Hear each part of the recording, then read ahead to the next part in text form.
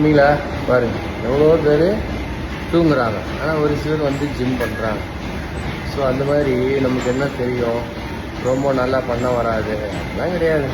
நமக்கு என்ன தெரியுமோ அதை பண்ணுங்கள். அட்லீஸ்ட் நேரமாக எழுந்திரிச்சு இங்கே வாங்க, இந்த ஜிம்மில் வந்து கொஞ்சம் நேரம் ஒர்க் அவுட் பண்ணுங்கள். ஏதோ 4 இதை எடுத்துகிட்டு 2 ஆட்டுங்க. அது மாதிரி பண்ணுங்கள். ரொம்ப பண்ணணுன்னு கிடையாது. இந்த பர்சன்டேஜ் கொஞ்சம் கொஞ்சமாக கன்வெர்ட் ஆகி வாங்க.